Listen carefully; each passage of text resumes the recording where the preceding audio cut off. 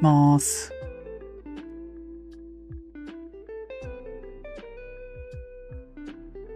はい。それでは時間になりましたので、始めさせていただきます。トレーダーのドロです。よろしくお願いします。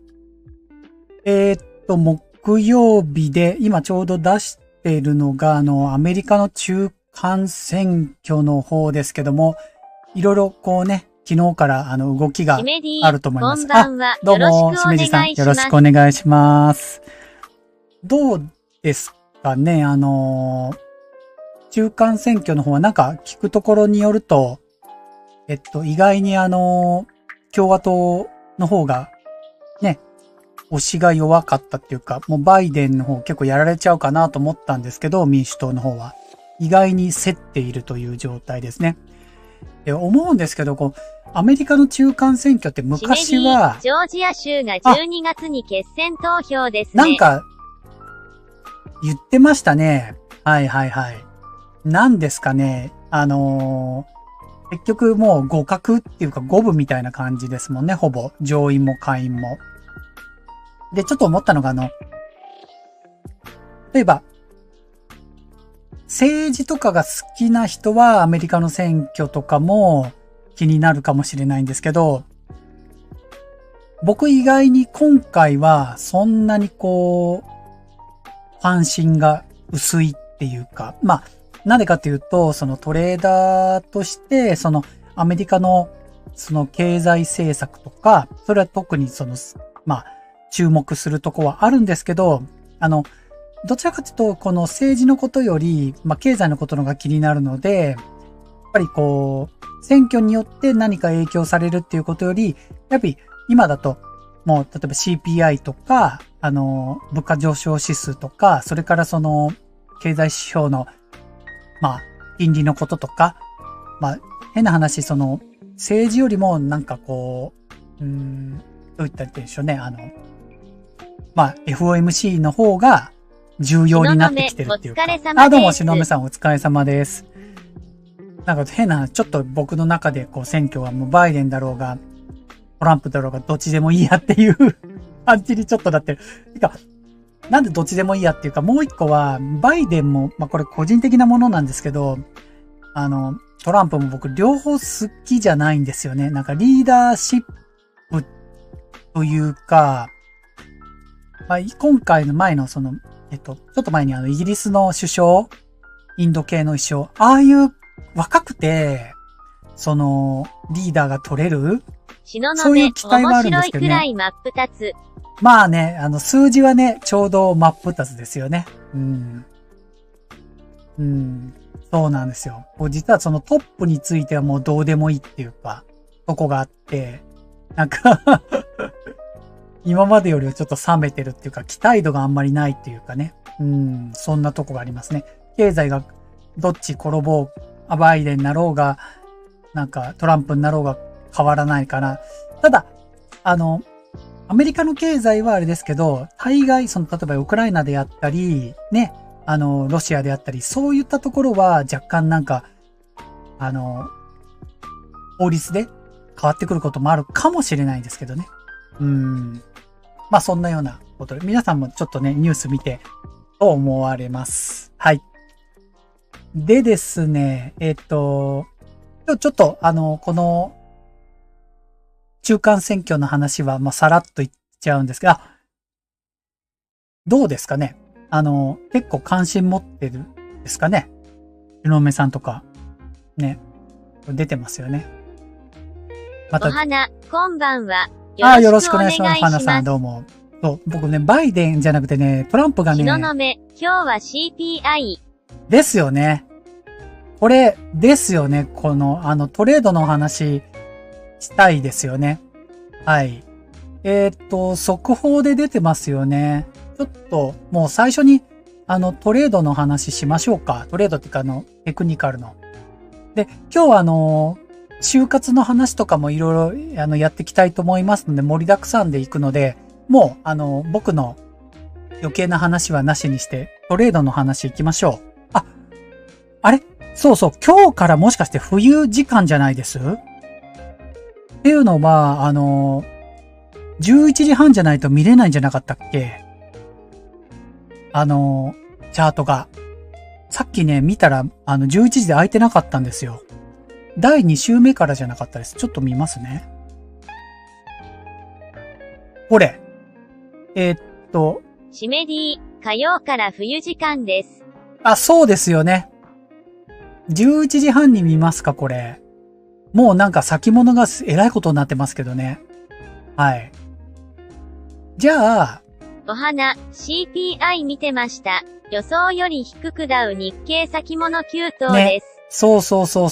これですよね。みんなですよ。みんな。為替も何もかも。はい。じゃあ、ちょっと、11時半になったら一旦相場を見ることにしましょう、これから。いいですかね。はい。一緒にスタートしてちょっとしてから見ていきたいと思います。もうなんか、へんてこりんな動きしてますからわかりますもんね。はい。じゃあ、一旦相場は、じゃあ一回あれしまして、もう、いつものやついきますね。いつものやつっていうか、勝手にいつものやつなんですけど。はい。まず最初に、クイズからいきます。はい。早速ですけど。早速皆さん、クイズです。いきますよ。評論家の意見ということで、書いてあります。じゃあ皆さんチャートを見てくださいね。こうですね。チャートはこんな感じですね。はい。ちょっと読みます。成長株として期待されていた銘柄を4300円で100株買いました。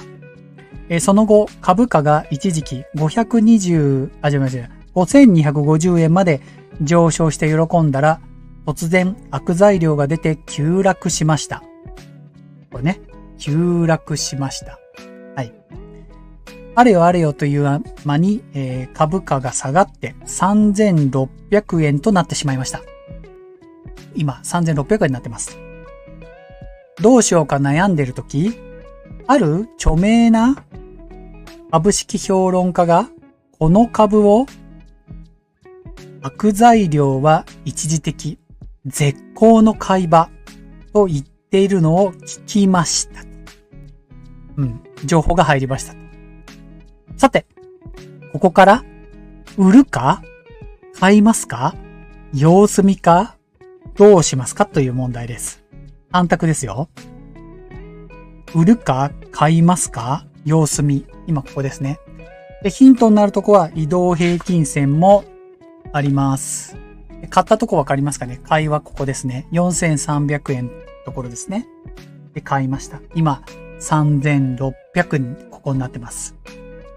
ちなみに、移動平均線ちょっと見にくいかもしれないんですが、太いこの、これ太い方か？こっち。こっちって言って、色変えてほしいな、これ。こちらの方が13日移動平均線。短期移動平均線ですね。それから、こちら、4200円ぐらいからスタートして、一番下にあるところ。これですね。これが、26移動平均線。で、ちょうどこのところでデッドクロスを起こしていて、さらに、短期移動平均線の方がまた下がってきている。そうですよね。かなり落としているという状態です。さあ、どうでしょうか皆さん。売りか、買い増しか、様子見か。今日ちょっと難しいかもしれないですね。移動平均線で見るか、お花、デッドクロスしているので売ります。シメディ、様子見に1票。様子見、売りと様子見。売った後どうなるか様子見。様子見。はい。今日今3人でよかったかなとりあえず。はい。いますかね早速ですけど。では、参りましょう。答えいきますね。今日すいません。ちょっと就活の方の特集が結構多いので、ちょっと問題1問だけにしますけども。はい。答え。ドン。お花さん、売りですね、正解が。はい。ちょっと解説読みますね。これは実在の会社です。売るべき理由がチャートにたくさん出ています。今後、株価は次のように推移しました。評論家の意見は当てになりません。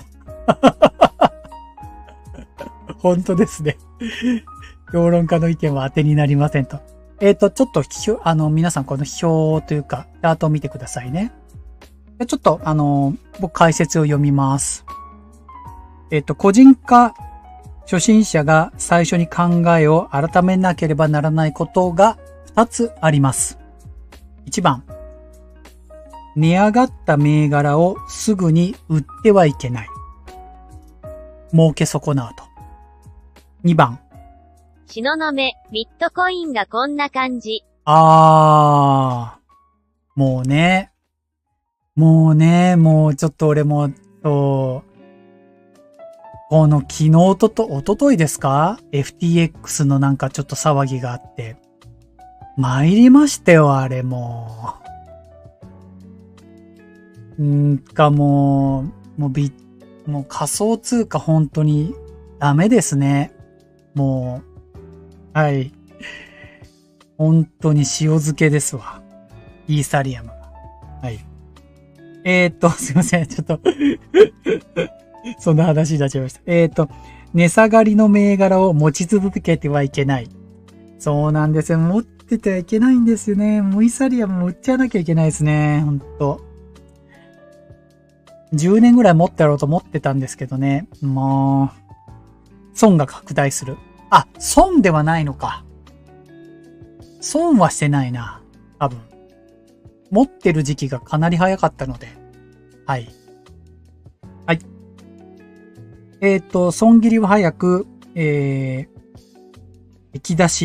益ですね。出しは遅くを肝に銘じてください。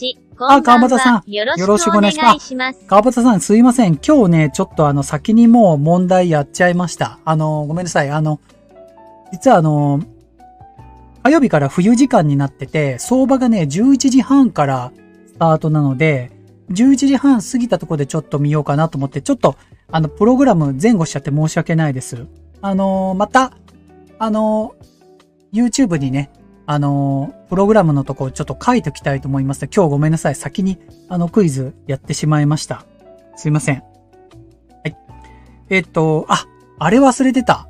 今週のオーディブル忘れてました。また、後でやります。損切りは早く、利益は遅く、お肝に銘じてください。同じことを何度も繰り返し述べているのは、上級者になるためにとても大切だからです。ということで、今回、売りっていうことで、チャートの方を見ていただくと、4300円で買って、デッドクロスが起こって、ここで安値更新。ここのね、サポートラインを抜けてしまった。変な話、みんなはここで売っておくべきだったって書いてありますけど、もうこの時点だとどこで売っても、ね、売りですよっていうことで、もう、ここだと本当にもう塩漬けですよって感じですよね。塩漬け。もう本当に残念しかないですよね。はい。このチャートで言うと、安値更新したここは3900。4300で買ったんだけども残念。ここで売れなかった。売れないのはしょうがないと思いますけど、ここの3900ね。冬時間でダウが動いてないのか。そうですね。そうです。11時半スタートですのでね、もうちょっとしたら一緒に、見ていきましょう。CPI はあるので、もう先物とかブリンブリン動いてましたんでね。はい。ということで、クイズは今日はこれぐらいにさせてもらいます。はい。そうでした。川端さんが来てくれたので、今週のオーディブルの話ができます。勝手に俺が自分で、もうこれ入れた。今週のオーディブルでございます。はい。ですね、今週というか、実はこの、今月に入って、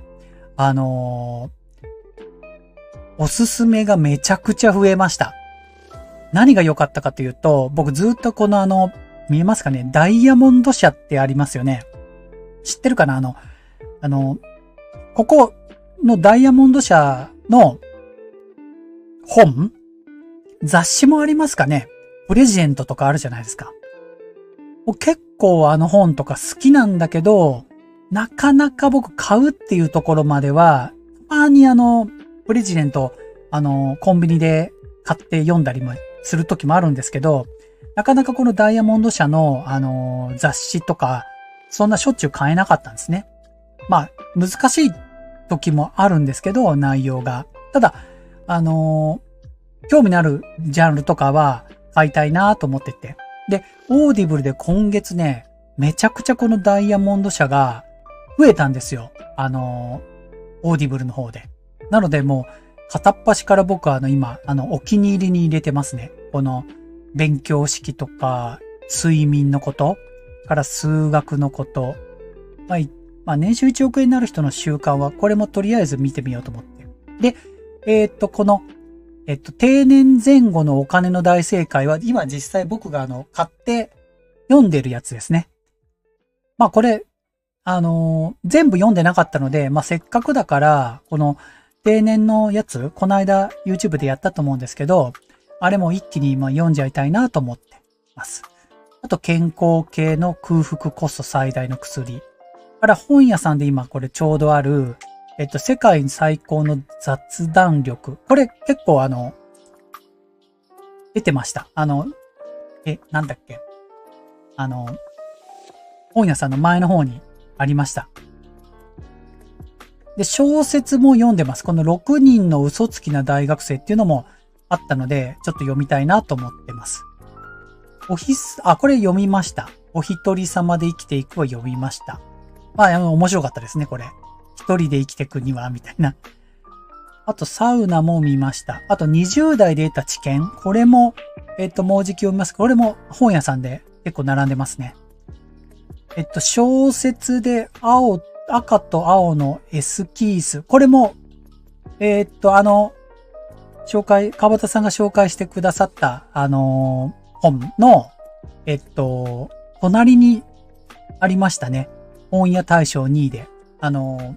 同志少女、セラヒマの、やつが1位で、2位がこれでしたので、これ、もうすぐ読み終わりますけど、この赤と青のエスキースは、このエスキースっていうのがなんかこの絵の下書きとかそういう意味らしくて、この下書きっていうことをテーマに、第1章から、それ聞きました。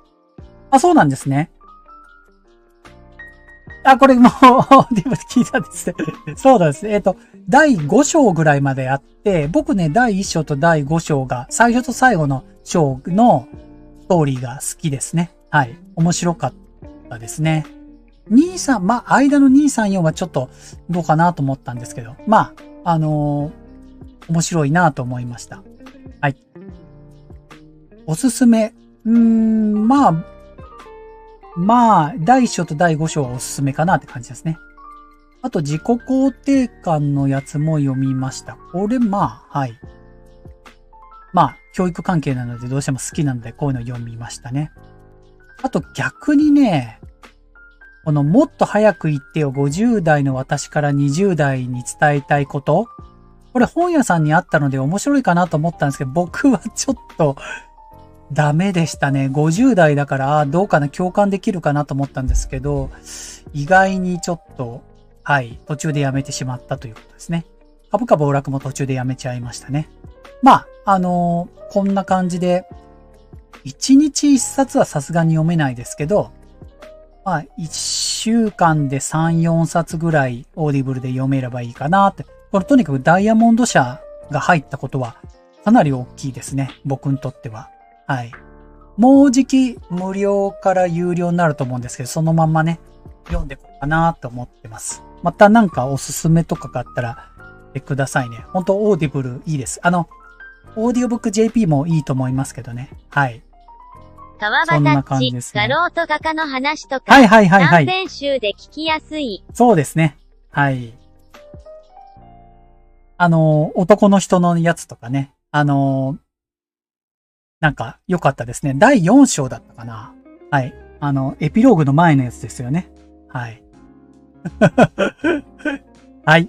ということで、今週のさらっとオーディブルでした。皆さんも、テレビとかより、このオーディブルの方が本当に、興味のあること、楽しいこととか、今で聞けると思いますので、ぜひね、活用していただけたらと思います。僕も本要約チャンネルみたいに作れればいいですけど、あんな風に作れないので、本当単純にこれ読んだ、これ楽しかったとかしか、ボキャブラリーが少なくていけないですけど、はい。そんな感じです。はい。それではですね、お金大全の方行きたいと思います。はい。こちらですね。今日ちょっと YouTube ないので、喋り倒してますけど、すいません。はい。今日はですね、お金大全100のナンバー10と11と12をちょっとやります。で、もうここら辺本当に基本的なことなので、皆さんも確認の意味で、まあちょっと話のネタみたいにね、聞いてください。また言いたいこととかなかったら、どんどんコメントくださいね。はい。では、ちょっと皆さんこちらの方を見ていただきますね。七しごんべえ、こんばんは。遅れてしまいました。どうも、お疲れ様です。いえ。そうそう。今日すいません。もうクイズ終わっちゃいました。すいません。ちょっと書かなきゃいけないですね。アメリカの相場の冬時間っていうのが分かってなくて、はい。で、まだ相場が開いてなくて、11時半ちょっと過ぎたら、一回中断してやろうと思って、それで前倒しにクイズとかいろいろやっちゃったので、すいません。75名さん、もう一問終わってしまいました。また、土曜日はね、ちょっと構成また考えますので、とんでもない。こちらも、またちょっと振り返ってみてくださいね。すいません。じゃあ、この、お金を貯めるにはどうすればいいのっていうところちょっと読んでいきますね。資料の方も、あと見てきます。お金を貯める方法はいろいろありますが、突き詰めると3つしかありません。当たり前ですね。収入を増やす。支出を減らす。お金自身に働いてもらう。やっぱり仕事で残業してました。そうなんですね。お疲れ様です。いやもう、はい。大変ですね。残業、こんな時間まで。僕も、家庭教師の方が10時15分まで、やってたんですけども、僕の場合ね、スタートが遅いのでね、全然、サラリーマンの人より、少ないのでね、余裕ですけどね。はい。お疲れ様です。このうち、続き読みますね。このうち、早く効果が出て、誰もが簡単にできるのは支出を減らすことです。とはいえ、支出効果にも限界はあります。そうですね。収入を増やすには、給与アップや転職が考えられますが、すぐにできるものではありません。また、支出が収入に合わせて増えるようだとお金は貯められません。お金に働いてもらう投資には、元手となる資金が必要ですし、増やすにはそれなりの時間がかかります。本章では、正しい投資との付き合い方を身につけていきますが、それより取り組むべきことは支出の削減。なぜなら1万円減らせたら単純に1万円使えるお金が増える。効率の良い方法だからです。ということで、ここはいいですね。ちなみに、ちょっとここでお聞きしたいのが、皆さんがなんかちょっと、支出の点で工夫していることってあります？なんかあります？工夫していること。減らすことで。先に僕言いますね。最近もうほんとちょっとしたことなんですけど、見えます？コーヒーを減らしました。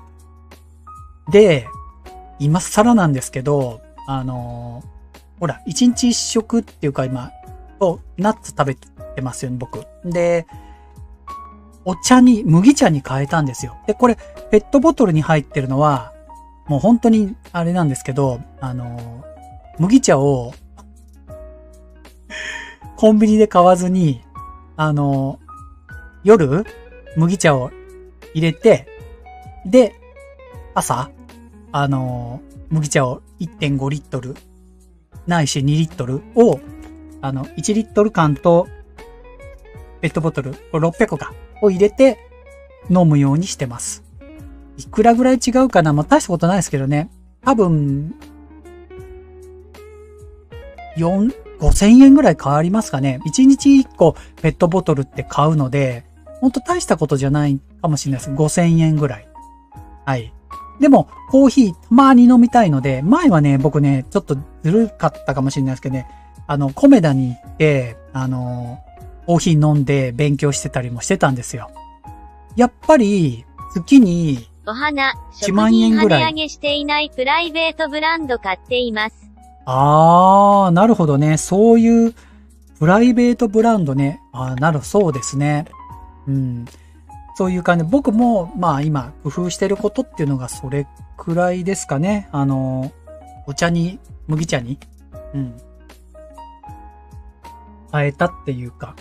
で、もうこれから寒くなってくるので、ホット麦茶にしようかなと思って、まあ夜間に入れて水筒があるので、あと、そうそう、コメダ行ってる時にね、やっぱりね、月にね、1万円ぐらいはやっぱり、なんだかんだ飲んでましたね。多分。そこで勉強したりとかしてて。でもそれも勉強も家でやるようにちょっと変えて、はい。そういう風に、するようにしましたね。あとはもう楽天モバイルにしてるので、携帯代は月にも3000円ぐらいになりましたね。光ファイバー入ってるのでだいぶ良くなりましたね。これぐらいかな。はい。もしなんか皆さんでそういう工夫とかあればまた教えてくださいね。はい。はい。じゃあ次行きますよ。多分この減らすためにはっていうお話だと思うんですけどね。七種ゴンベイ、年中、お茶派です。あ、そうなんですね。よかったです。そう、麦茶ね、僕も好きなんですよ。はい。だけどコーヒーも好きだから、コーヒーにしちゃったりとかするっていうか、はい。で、コーヒー買ってたので、自分でたまに水筒に入れてたんですけど、めんどくさくなっちゃって、はい。だけど、麦茶だと夜間に1日分入れられるのでね。カフェインないので麦茶いいかも。そうなんですよ。そうなんですよ。睡眠もね、良くなりましたね。逆にたまに飲むカフェイン、朝に飲むカフェインが効いてますね。だから、午後、まあ、ご飯の関係もありますけど、午後ね、眠くなることが少なくなりました。多分ご飯食べてないのもあるんですけど、夕方一食食べるので。一年中毎日麦茶沸かしています。そうですよね。すいません。なんか、こんなの大したことないかもしれない。みんなやってることかもしれないので。そうですよね。はい。じゃあちょっと読みますね。11番。脂質はどうやってチェックすればいいのということで、こちらの表を見てくださいね。はい。ちょっと読みます。脂質の大まかな傾向を把握するのに1000円単位で集計しましょう。あ、これいいですね。1000円単位ですね。まず、買い物レシートや領収書など1ヶ月分集めます。次にそれを固定費、食費、交際費、その他の3つに分けます。もし、その他の金額が多いなら、もう少し細かく分けてもいいですが、あまり細かくするとめんどくさいので、ざっくりで OK です。そうですね。ここに書いてありますね。固定費9万円。食費交際費5万5千円。その他4万8千円。これぐらいでいいですね。本当思います。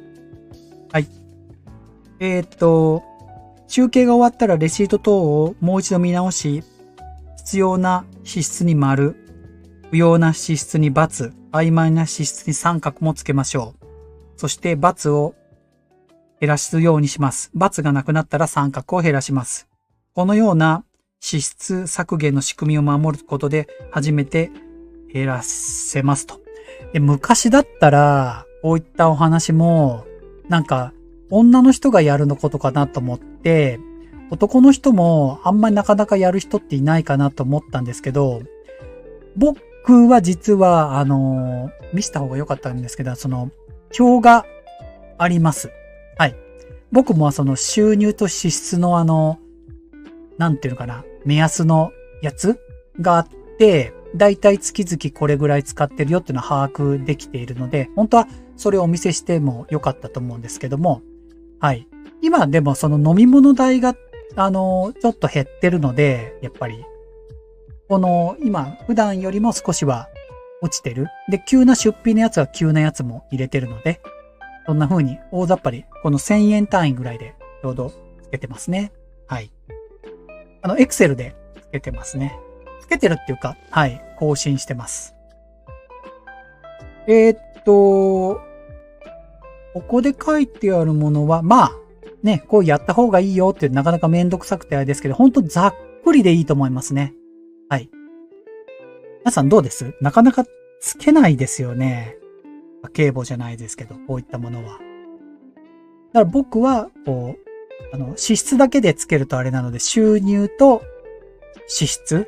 要は、収入が変動していることがあるので、家庭教師のお金とかも変動しますし、だから多分、サラリーマンとかの方だと、収入が、あんまり月々変わらない人っていうのはどうしても、収入と支出って書かないと思うから難しいかもしれないですけどね。はい。そんな感じですね。はい。じゃあ次行きますよ。今日これ最後ですね。他にできそうな支出の把握の仕方はということになります。はい。で、ここはですね、まあ一つ紹介みたいなものですね。アプリの紹介、家計簿アプリの紹介らしいです。ちょっと説明していきますね。これ大きくするか。こうしますね。はい。支出の管理はスマホの会計簿アプリでもできます。これならいつでもどこでも支出を記録できます。家計簿資産管理アプリのおすすめですね。はいはい。大学生の時に一人暮らし始めた時から社会人5年目ぐらいまでつけてました。あ、そうだったんですね。偉いですね。なんか自分の中で僕思うね。大体わかればいいんですけど、なんて言ったらいいんですよ。大体わかればいいと思うんですよ。そんなに違わなくないです？違うのかな？毎月5万円違ったりします？大体もうその自分の支出ってもう分かってきません？いくらぐらいか。例えば15万円ぐらい。この間も言ってましたよね。15万円ぐらいとかね。はい。だから、最初に、一回やって、2、3ヶ月やって変化を見るぐらいだったら僕それでもいいかなと思いますよ。はい。ちょっとまた読みますね。で、この、アプリが、マネーフォワード ME というらしいですね。金融機関のサービスの連携させると、お金の出入りを自動的に記録できます。レシートを、撮影して、ありますね、今。記録することも可能。そして、記録した入出金の、履歴を自動で分類してくれるものということですね。はい。まあ、こんな感じですね。自分の似た人と、なるほど。自分の似た人の貯蓄額や支出も参考にできますということで、どうもこれ、他の人のものも見れるのかな？ SNS で見れるのかな？大体、近いのが。比較ができるのか。あと先に、貯蓄分を取り分け、残した金額のやりくりして生活する考え方は、先取り貯蓄そのもの。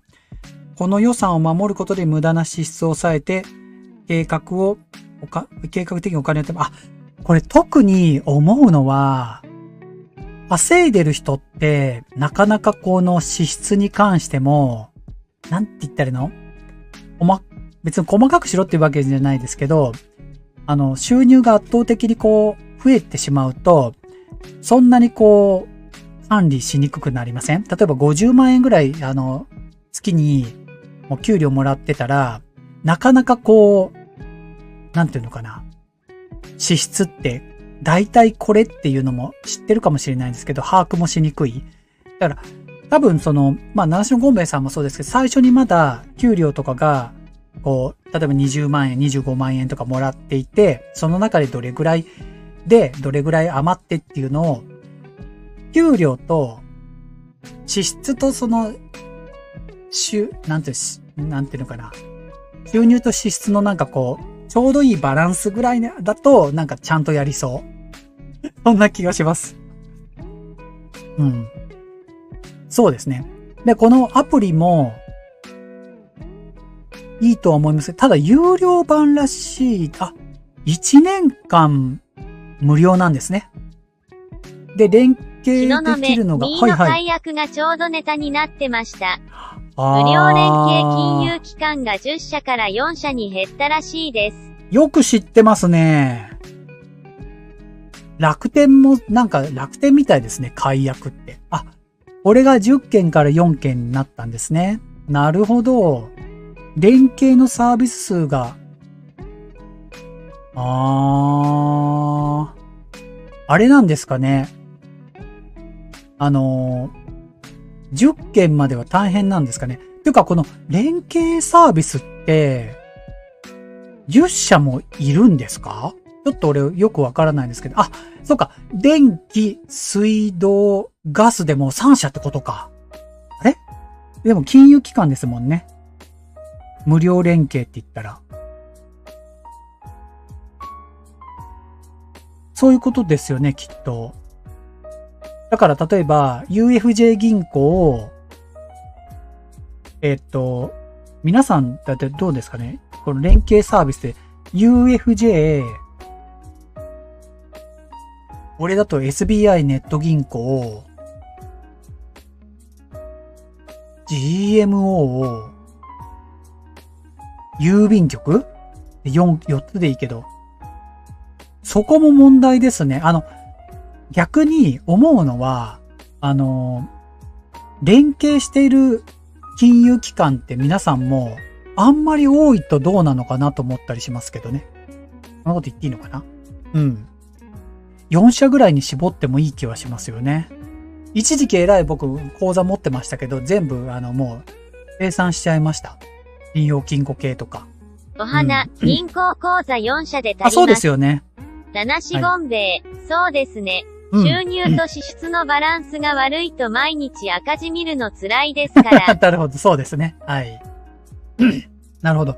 まあでも、これをやってもらいたい人は、言い方変ですけど、若い子と、あと、そうですね。僕らがこれから年金もらう人かな？証券会社などもあるので結構あるかも。クレジットね。クレジットね。俺もクレジット1個あるわ。なるほど。10件だとまあまあだけど、4社だと選ばなきゃいけない人も出てきますっていうことね。確かにね。でもこれ有名なアプリだったんですね。まあ有料だと月480円、年5300円。ちょっと、塵も積もればですね。はい。ということで、まあ一応おすすめたい、若い子とか、一回ね、1年間やってみるのはいいのかななんて僕は思いましたね。はい。で、できるだけそのプラスになってるものをじゃあ投資できるのかどうか。とにかくその余ったお金とかを投資に回せるの回せないのっていう話ですよ。そこになると思います。はい。そのためっていうかね。はい。節約をしてほしいなと思います。はい。ではですね、ちょっと相場いきますね。11時半になりましたね。はい。じゃあちょっと、ここからスタートを見ていきたいと思います。前後してすいません。これから11時半過ぎぐらいに、相場を見ていきたいと思います。これ違った。どこだ？ません。いろいろになってて。はい。お花、下がっています。だってなんかすごいぞ。まずドル円がすごいですね、今日。ドル円142まで落ちてます。世界の FX すごいですよ、これ。全部 2%、だって 2.79 ですよ。すごいですね、これ。香港もすごいですね。みんなすごい。世界のいや、アメリカの CPI がここまで、なんかもうこれね、為替介入かと思うぐらいの落ちですよね。はい。まず FX がドル円 142.3 まで落ちました。まあ、今日どうですか？速報で夜ニュースやってますかね？今。経済ニュースやってるかな？日経見ましょう。日経先物。27,700。あ、でも日経先物は日経平均と、そこまでって感じですね。東雲、はい、それだけインフレに対して深刻なんでしょうね。そうですね。本当思いますね。はい。ね。だからバイデン大統領とか、選挙どころじゃないというか、経済的には CPI1 回の話でね、出てきます。あ、ちょっと待ってください。これちょっと速報ニュース出てるかな？ CPI のことが。あ、出てます。1位、やっぱり。これニュースですね。米消費者物価数、10月は前月比 0.4 上昇。前年比では 7.7% 上昇。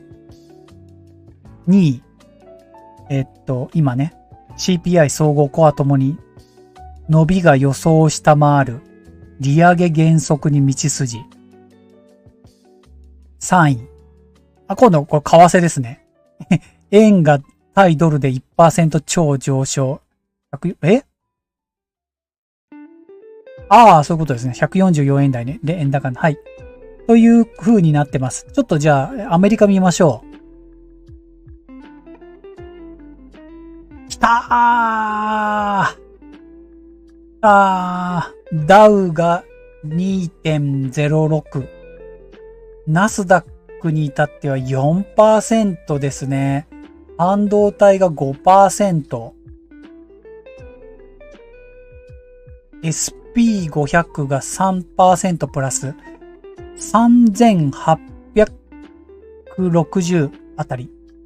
ただナスダックはまだ1780なのでまだまだですね。はい。金利がすごい落ちました。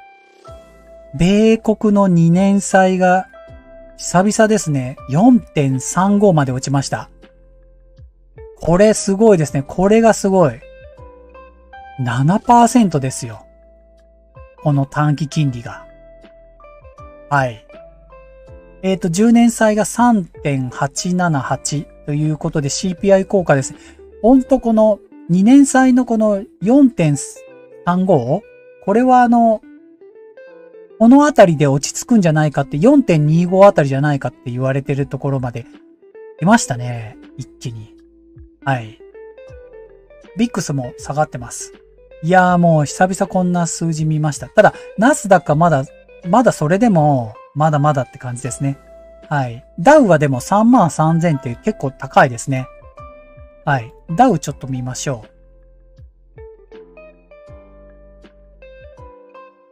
コモディティ見ちゃった。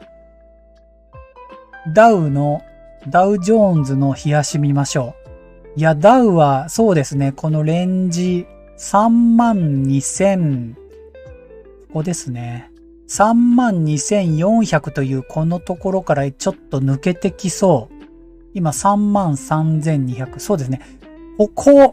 ダウは32,800。これをもし割らなければ、はい。いいですね。はい。ここすごいサポートは効いてるはずです。32,800。このあたりは。はい。ついでナスダック見よう。ナスダックはまだまだこの間までダブルボトム的な感じだったので、まだまだですね、これ。はい。ナスダックは本当に11,600冷やしで来ないと、完全にこう上昇していくかどうかってまだわかりません。はい。今まだちょっとこう、下がったところで戻ってるぐらいな感じです。はい。下がりすぎましたもんね。半導体も。はい。という感じです。ちょっと他のも見ましょう。中国、香港、落ちてます、今日。そうです。落ちてたんですね。まあでも、最近、もう香港がボラティリティ高いですね。とにかく。はい。それから、インド。ブレイクしなかったですね。18,300 まで行ったんですけどね。それでもまだまだ。って感じで来月 0.75 上げて暴落するオチ。まあね、ありそうですね。はい。ちょっと相場が敏感に反応しすぎな感じですよね。やっぱり。こんだけ待ってましたって買うんかね。本当に。ちょっと行き過ぎですよね。はい。ベトナムがちょっと川端さん、ちょっと来てますね、これ。底根まで。かなり来てますね。ずっとこのあたりうようよしてますね。1000のあたりで。はい。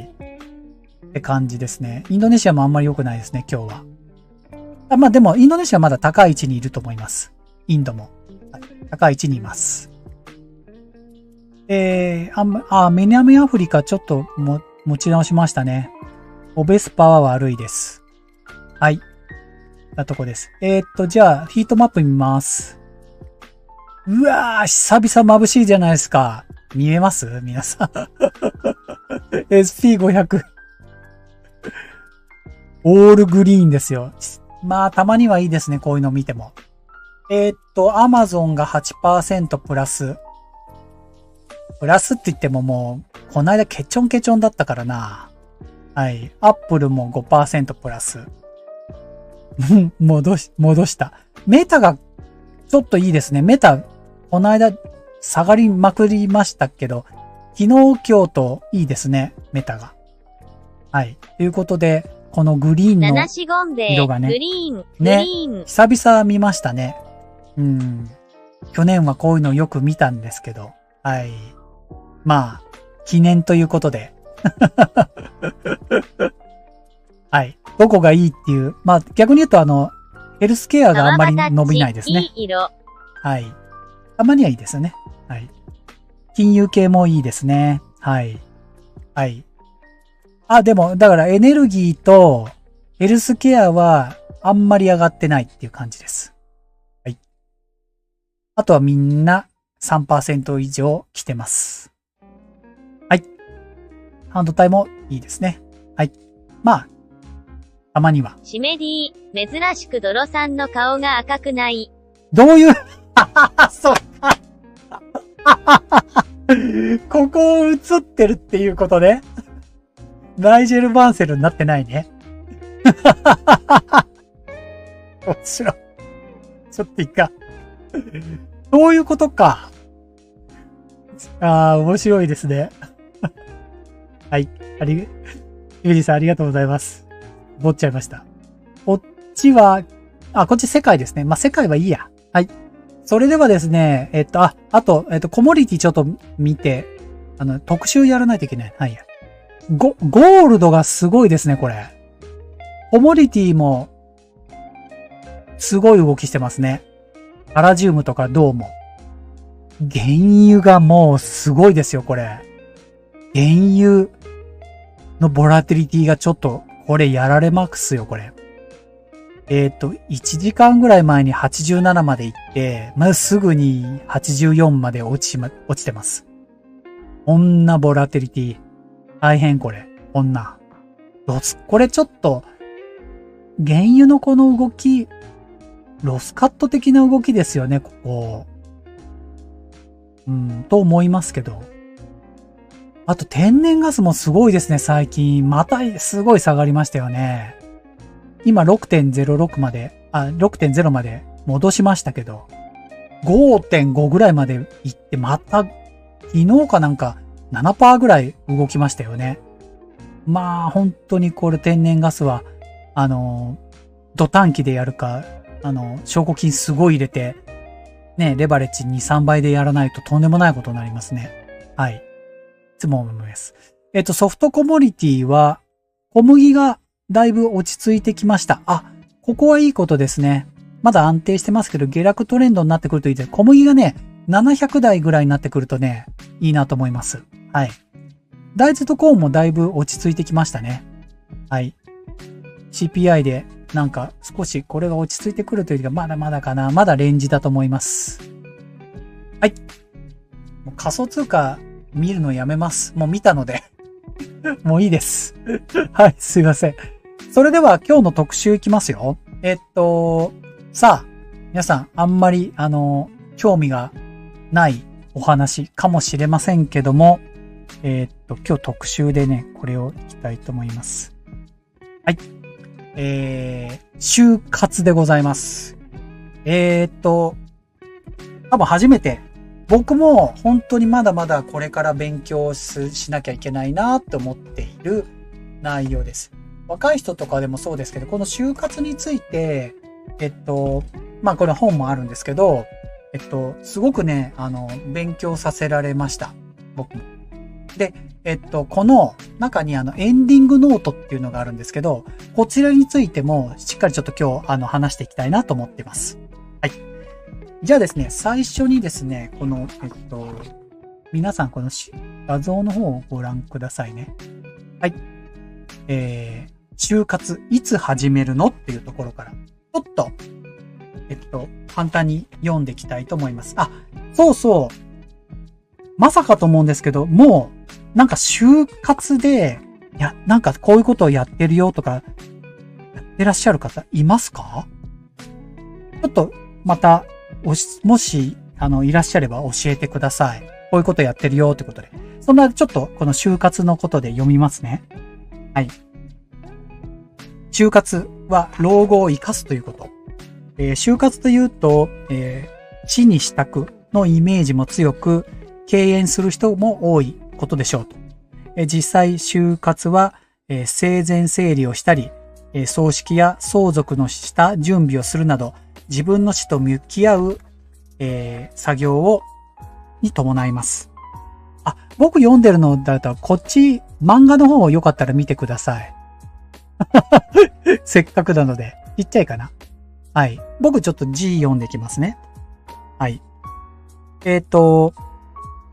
しかし、就活は自分の終わりに向けた行動である一方、自分の老後を生かすためのものでもあります。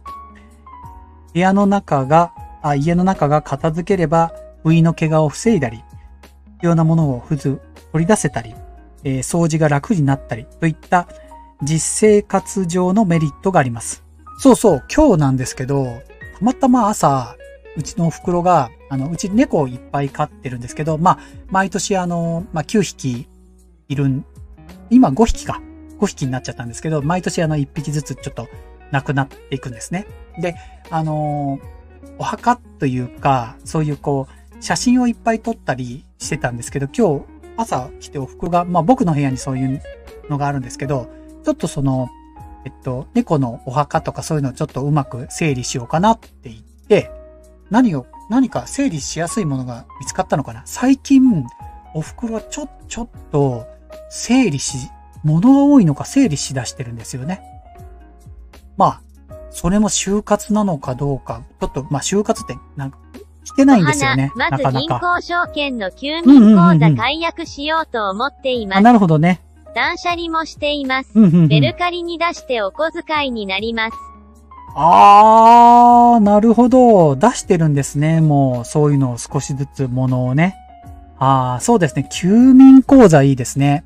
はい。なるほど。じゃあちょっと、僕もちょっと読んでいきますね。また、資産や年金収入、支出を見直すことで、老後の生活状況をしっかり把握しておけば、今後も訪れるかもしれないお金の問題にあらかじめ備えることもできます。人生100年時代と言われている現在、就活も実践するからといって、すぐに死が訪れるわけではない。就活の、先にもまだまだ人生はあるんですけども、その後の人生を豊かに生きるための手段というふうに考えてくださいということですね。で、この就活いつ始めるのって言ったら、やっぱり思い立ったらその時に始めようという話ですね。で、この漫画の下にちょっと書いてあることで、あんまり長く読んでるといけないので、ちょっと読むとですね、実はこの就活についてなんですが、70代の人がやっぱり一番多くやられているみたいです。はい。全体の 35%。その次が60代。で、実は50代の人はまだ就活も7% しかやってないっていうデータが出てるみたいです。ただ、就活っていうイメージよりも、その生前整理、今の整理することっていうことに関してだったら、多分やってる人もいるかなと思いますけどね。はい。で、ここで問題なのが、やっぱり、皆さんも知ってると思うんですけど、寿命じゃなくって、70代のその健康寿命ってやつです。よく聞きますよね。ちょっと読むとですね、しかし、日本の健康寿命、日常生活に制限なく過ごせる年齢が72歳から75歳であることを考えると、70代で就活を始めようとしても、健康上の理由で始められないという事態が起きるかもしれません。ね。そうですよね。今だったら僕らだったら、就活もこれやったりこれやったりってわかるけど、ちょっとでもこういう言い方で認知症が起こったりとか、ちょっと体が不自由になってしまって、なかなか物事を進めるのも難しくなったり、あと断捨離するのにも難しくなったり、脳も判断できなかったりとかすると難しいですよね。だから人生100年でも、やっぱり健康寿命のことを考えると、もうできることから始めたらいいのかなって思います。で、たとえこれで40代、50代でも、やった方がいいんじゃないかなっていう話ですね。はい。で、ここにまた、ちょっと漫画を皆さん読んでいただいて、漫画これ見えますかね？お花、片付けは疲れるので。そうですね。はい。お年寄りだと本当大変だと思います。で、お年寄りの方が、やっぱり今の時代、物が少なくなってきてるとは思うんですけど、僕らより、親の世代って物の時代じゃないですか。だから、本当は、僕らの上の世代の人たちの方が物を多く持ってるので、デジタルとかそんなに持ってない、アナログのものが多いので、物が多いんですよ。だから、私たちの代の方がもうどんどん物は少なくなってきてるとは思うんですけど、でも、早めにね、やっておくといいかなと思いますね。はい。で、この、エンディングノート。ここにちょっと漫画でも書いてあります。エンディングノートをつけたりすることで、今までの、価値観で、どんな風に生きてきたかはわかるよっていうことで、実はここの、今日お話しするのは、何をやったらいいのかっていうよりも、実際のエンディングノートをお見せして、こういうことを考えたらいいんじゃないかっていうことで、実際にね、写真で一緒に追って見ていきたいなと思います。はい。本当にね、勉強になりました。あ、これいいか。これさらっと説明だけしますね。世帯構成によって就活の、メリット、デメリットがありますよ、ということで、一人暮らしの場合と、夫婦二人暮らしの場合と、子供の同居する場合で、就活のメリット、デメリットがあるよっていう話をしています。これは、メリットの方が基本多いので、ただ、注意点がちょっとそれぞれであるよっていうことですので、あんまり気にしなくてもいいかなって思いました。はい。じゃあ、エンディングノートを見せますね。はい、これ。エンディングノートって、ちょっと、遺書じゃないですけどね。なんて言ったらいいんだろなんだっけあれ、なんかこのエンディングノートじゃないですけど、歌でありませんでした？僕、最近すごい出てこないですね。アーティストでね、バックナンバーって知ってます？バックナンバーでこんなような題名なかったでしたっけ？エンディングノートじゃなかったっけ？すごいちょっとほろっとしそうな感じですけどね。はい。これが私の歩みの記録ということで、こういうノートが付録でついてます。はい。じゃあ1ページ目ですね。まず最初にはですね、私についてということになります。はい。私なら知ってるような基本的なことも書いてみましょう。はい。これ、やっぱりエンディングノートですので、自分が亡くなったことを想定するわけですよね、やっぱり。はい。で、ここ、自分の。川場タッチ、ハッピーエンドはいい曲。あ、ハッピーエンドだ。なんで川端さんよくわかりましたね。エンディングノートでよくハッピーエンド出てきましたね。そうそうそうそう。歌詞が似てたのかな？就活じゃないけどね。はいはいはい。すいません。で、これね、私の好きなものとか、私の趣味とか特技とか、私の思い出っていうのを書くんですよ。ここに。これでも、子供とか、知人とか親しい人が見たら、照れますね。でも、書くことでいいかなと思いますね。はい。まずこれが1番目。その次ですね。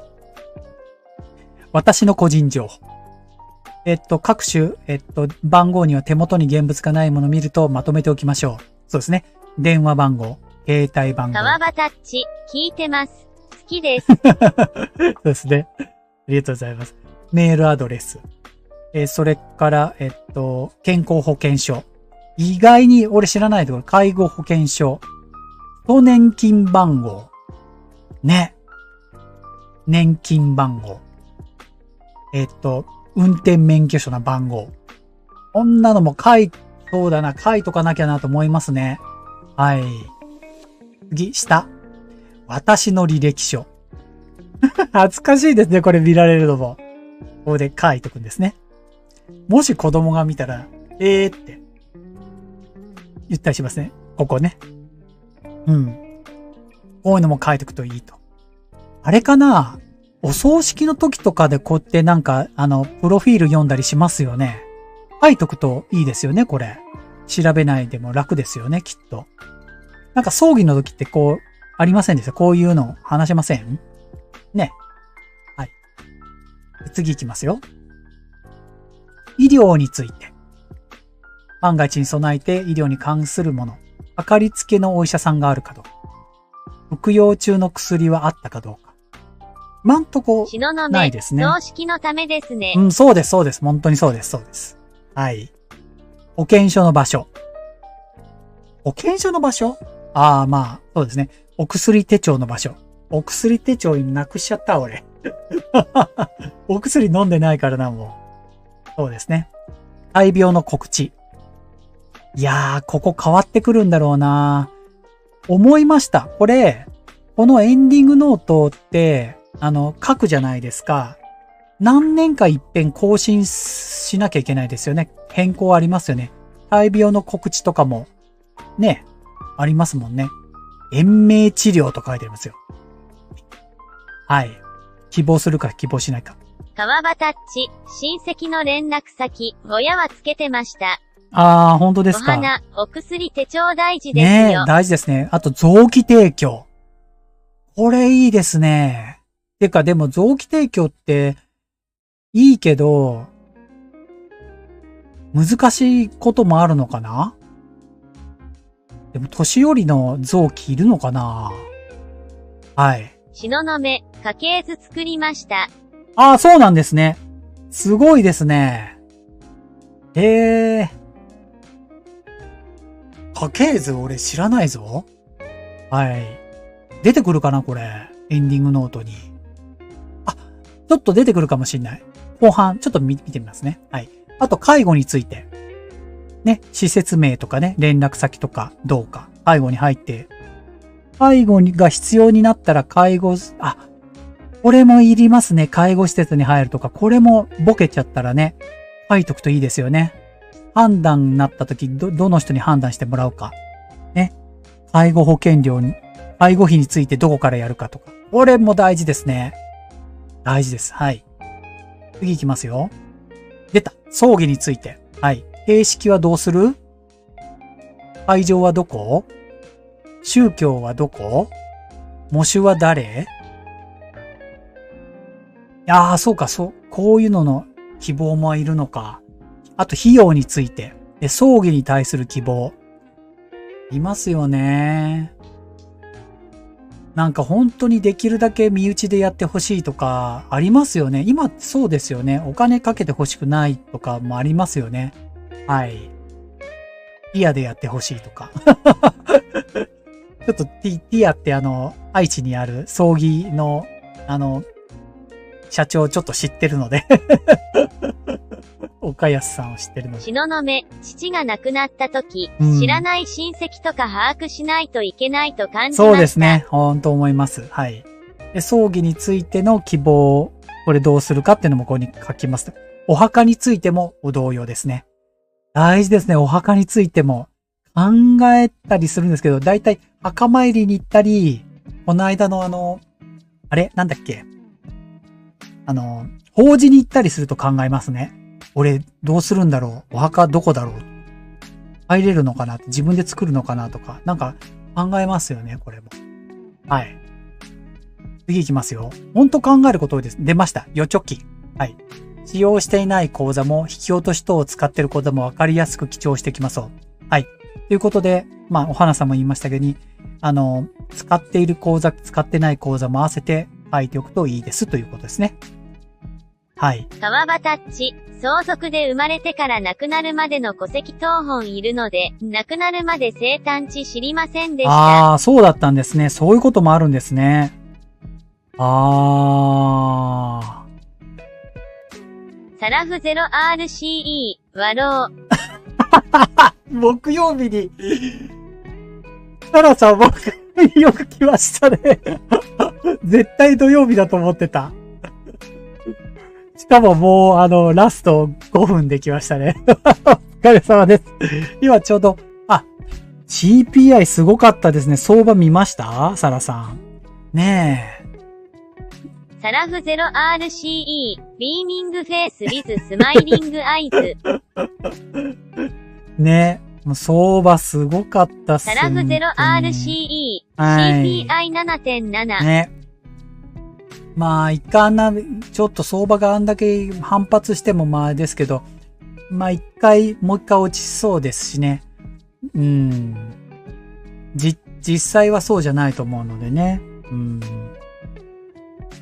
ビビりました。もう、為替もすごかったですもんね。明日の金融系の YouTuber はみんな騒いでますよ。きっと。きっと。サラフ 0RCE、ずるずると下げていきますね。そうですね。はい。サラさん最近どうですか？現場の方は。インフレはもうなんか変わってきてないとか、もう価格は落ち着いてきてます？そのまんまですか？上がってきてるものとか。それから、この間なんか不動産のこと言ってましたよね。賃貸のことかなとか出たんです。その点とかまた、なんか。サラフ 0RCE、そのまま上げ止まり。そうなんですね。上げ止まりなんですね。はい。そうっすよね。上がる要素ないですもんね。コモディティ見ても全然そうだし。はい。思ってますね。相変わらずランチが3000円ぐらいっていうイメージ。ただ、なんか、円安なのでこっちが、考え方っていうか。RCE、不動産は金利が 7% で新規物件はもう。金利 7%。不動産の金利 7%？ サラフ 0RCE、もう無理ですね。7% って、日本がこの間長期金利上げるって言ったのが、住宅ローンが 0.15 から 0.3? で、0.3 ぐらいに上げるって昨日、なんか一昨日ニュースでやってたぞ。間違いじゃなかったら、その金利って20倍違うってことかな。金利 7% って、ちょっと、あれじゃないですか。サラフ 0RCE、多分年始は 0% だったはず。もうショックですよ。これ、もしかしたら、もう借りちゃうと、なんていうの？日本でいうサラ金じゃないですか、もう。サラ金 12% ぐらいか。借りれないですよね。いやー、まあ、家どうするんだろう。で、やばい。ですね。すいません。今日ちょっと、僕が長くできなくって、また、ちょっとこの後、ちょっとすいません。この後まだちょっとあって、もうあと1、2分で終わっちゃいます。ごめんなさいね、本当に。ダダダっといきますよ。これ、すいません。サラさん、あれ、ごめんなさい。特集、あと、ちゃっちゃっちゃっとやって終わっちゃいますね。本当ごめんなさいね。はい。クレジットカードやります。携帯の電話番号、インターネットこれをします。保険会社を書きます。保険会社。これ自動車保険もそうかな？書きます。サラフ 0RCE、OK です。不動産も行きます。家賃の利益 6% と金利と逆転したらしい。逆転ですもんね。そっちを話面白いわ、と思って。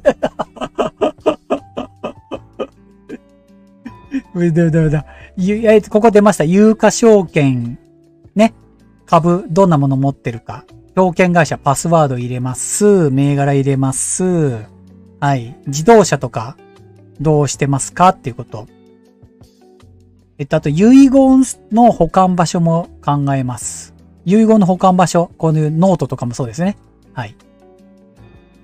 で、ここ、私の家族っていうとこ、これをやっぱり入れておくべきですね。連絡先。はい。葬儀の時に必要あるかどうか。はい。ペットのことも書いときましょう。それからここ。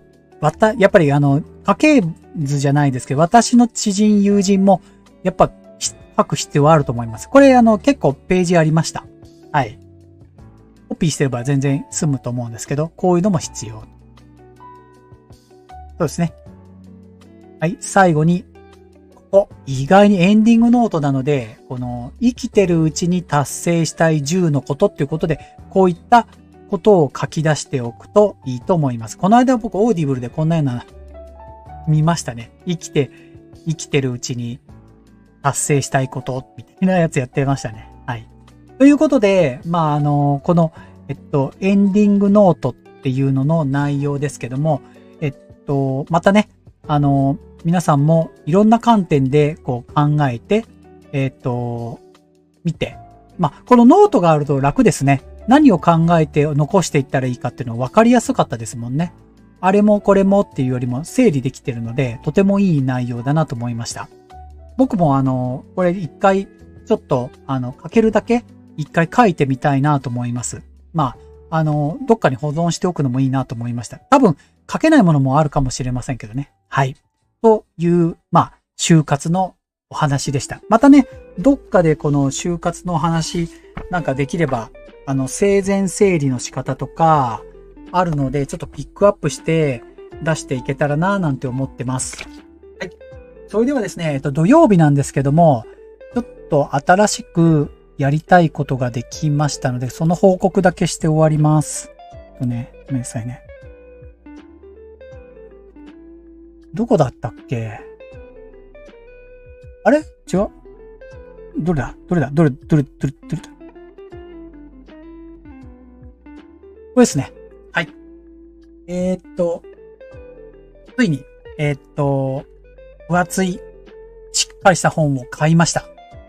株価チャート大全ということで、今までずっとテクニカルのお話をいろいろこうしてきたんですけど、この本がですね、すっごく。東雲、持ってる。あ、持ってるんですか、東雲さん。なんだ、すげ。で、この本についてもっとしっかりこのライブで、テクニカルのチャートを、皆さんとクイズとともに、クイズやってるじゃないですか。いつも株トレで。株トレもやりつつ、こちらのチャートの概要というのを、しっかりね、題材に分けてお話ししていこうかなと思いました。なので、今まで、24時間ライブでもテクニカルとかいろいろ指標とかあったんですけど、いろんな、見方があると思います。答え知ってる W。これ、クイズやらないです。これはね、これはクイズありますよね、これも。だからクイズはね、また後でやりたいと思う。こっちは、どちらかというと、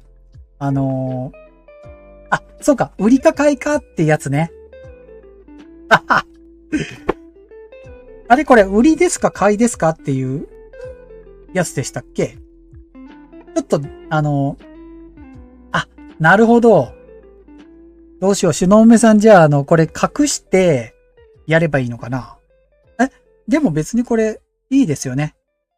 売りですか買いですかって聞くより、これは買いサインですよっていうやり方でいいよね。はい。ちょっとやり方考えますね。東雲さんもなんか楽しんで、もらえるような。まさかこれ持ってると思わなかったな。はい。もう一個あったんですよ。だからこっちのがすごいわかりやすかったので、これをちょっと紙ほどいて、ライブでやっていこうかなと思います。はい。びっくりしました。はい。